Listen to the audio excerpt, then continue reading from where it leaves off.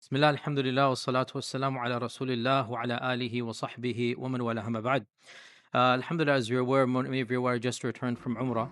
So I wanted to just share some reflections of my own thoughts about having gone, alhamdulillah, after 2.5 years of not being able to go because of COVID. And of course, by the way, we should be aware that our Prophet ﷺ, he performed 4 Umrahs in his life. We should be aware this is a fact of seerah. He performed 4 Umrahs in his life. The first Umrah actually was the Umrah of Hudaybiyah, in which he did not actually go for Umrah, but he got the rewards of the Umrah. When he was stopped outside of Mecca and they made tahleel and they shaved their hair, he didn't actually enter, but Allah gave him the reward of the Umrah. So this is the first Umrah. The second Umrah was the year after that, which was the makeup of Hudaybiyah, 7th year. The third Umrah was on the way back from Ta'if. When he conquered Mecca, he went to Ta'if. On the way back, so when he entered Mecca, in the conquest of Mecca, he did not wear Ihram, which shows you can enter Mecca for a reason without Ihram. If you have to do, if you're a doctor, you have a surgery there, you may enter without Ihram. So he entered as a conqueror without Ihram. He went to Ta'if. On the way back, he did Umrah. So this is the third Umrah. And then the fourth Umrah was when? Who can tell me? No, that is the Fath, the third. Hajj. The Hajj, he did Hajj. What type of Hajj did he do? Not Tamattu'. Qiran, he did Hajj Qiran, so there was the Umrah. So these are the 4 Umrahs. Now, of course, going for Umrah is, of course, a very blessed act. And I wanted to do beyond just the spiritual blessings. It's very important, the spiritual blessings. Our Prophet ﷺ said, "Tabi'u bayna al-Hajj wal-Umrah." Keep on repeating Hajj and Umrah. Keep on repeating them. Once you do one, aim for another. It's not just a one-off bucket list, you do it. Tabi'u bayna al-Hajj wal-Umrah. Keep on following up Hajj and Umrah, because they get rid of your 2 things, he said, sins and your poverty.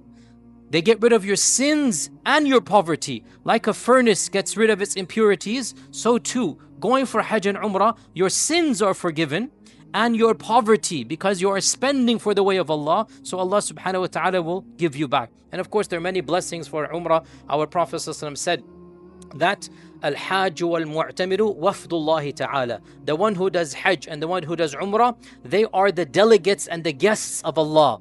Allah called them, and so they responded to that call. That's why we have this notion of the Hujjaj or the guests of Allah. This is from the Hadith. The Hujjaj and the Mu'tamir are the guests of Allah subhanahu wa ta'ala.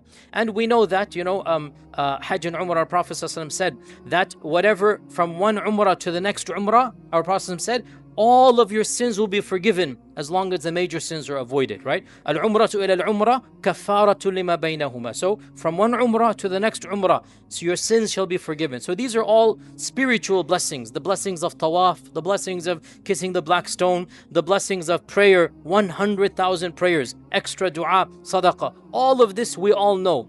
But there are also blessings that are of a psychological nature. Blessings that we should appreciate and understand when we go for Hajj and Umrah. And it should be on our radar. We should be wanting to go for Hajj and Umrah for all of these blessings. Of the things that I personally, again, this is my own reflections and thoughts and whatnot, that subhanAllah, we all feel that boost, that energy recharge when we go to Mecca and Medina. And we thank Allah that we have such opportunities. How do we recharge our spiritual batteries? We thank Allah that He has given us blessed times and blessed places to charge our batteries. Imagine if we didn't have anything special. How would we feel that boost? But alhamdulillah, Allah gave us Ramadan. By the way, 3 months for Ramadan. Allah gave us a time. During that time is blessed and our energy is recharged. And Allah gave us places like Mecca and Medina and Jerusalem. When we go there, our Iman is recharged. So we thank Allah for giving us the opportunity to come closer to Him via special times and special places. Of the things as well that I always appreciate going for Hajj and Umrah is that when you're just sitting there, you see the diversity of the ummah in a way that you never really appreciate until you're there. During Hajj, during Umrah, people come min kulli fajjin amiq, Allah says in the Quran. From every nook and corner in the world, they're going to come to you. It just so happened this time when I was there, I saw large groups from the Central Asian republics that I hadn't seen before. Kyrgyzstan and Kazakhstan and Tajikistan, large groups coming from there. For some reason, they're allowed to come, and as you know, because of COVID, there's restrictions. It was just so interesting to see Muslims from such places you don't really know about interact with them. So this is of the things you appreciate, the diversity of the ummah. Of the spiritual blessings as well, when you go for Hajj and Umrah, of the psychological blessings, when you're sitting there, when you're praying, when you're doing tawaf, you see people of all different backgrounds begging and pleading Allah, making dua for their causes. And subhanallah, Allah Azza wa Jal is answering all of their causes.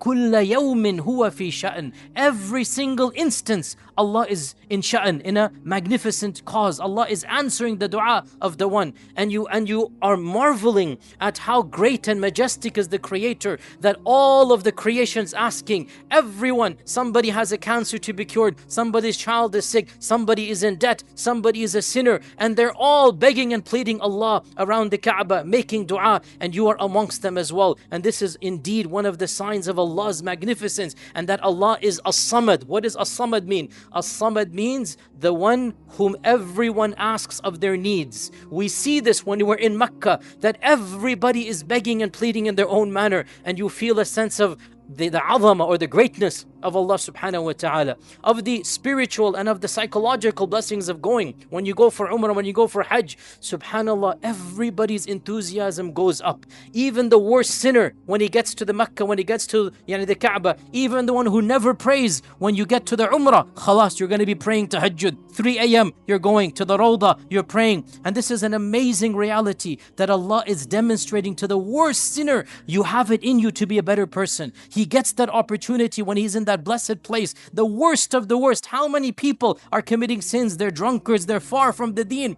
When they come for Hajj, when they come for Umrah, it is as if they turn 180 degrees. So Allah is showing, if you can do it here, you can do it back there as well. This is a gift from Allah subhanahu wa ta'ala. Of the amazing things as well, and this is something that I was speaking with our dear friend Sheikh Yasir Qadhi, the Imam of Valley Ranch Masjid. We're talking about the same thing, and he mentioned an interesting point which is very true.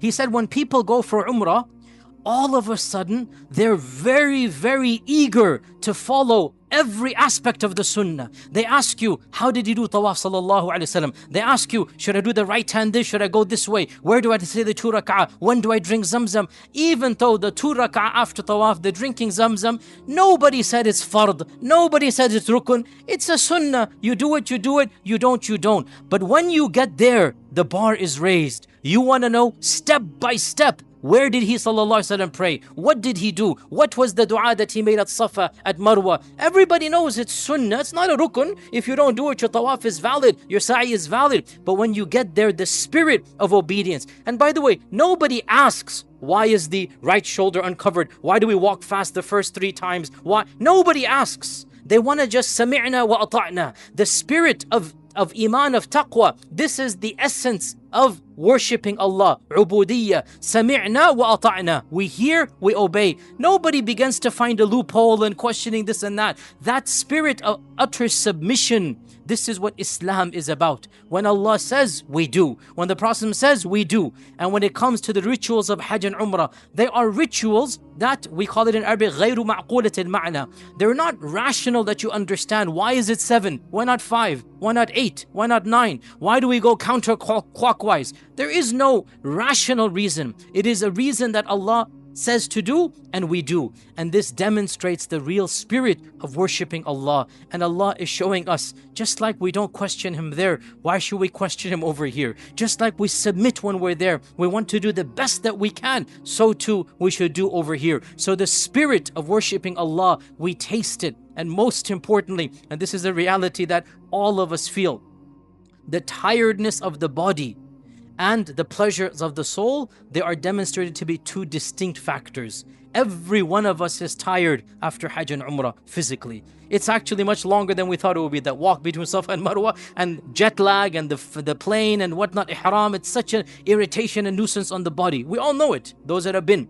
But the way that the soul feels, and the peace and the accomplishment. It demonstrates for us that the body and the tiredness of the body means nothing when the soul is feeling satisfied. And this is of the greatest blessings of worshiping Allah, especially when you put in that tiredness, when you put in the effort, and then you get the sweetness of that effort in the ibadah. So all of these are some of the psychological and the spiritual blessings of worshiping Allah, in particular Hajj and Umrah. So I encourage all of you and myself, inshaAllah ta'ala, to aim to go for Hajj and Umrah as much as possible. Spend for the sake of Allah. Allah Azza wa Jalla will give you back. Frequently go between Hajj and Umrah so that your sins are forgiven and your rizq is raised up. May Allah subhanahu wa ta'ala make us all of His regular guests at His house. May Allah accept our Umrahs when we go. Jazakumullahu khair. Assalamu alaikum wa rahmatullahi wa barakatuh.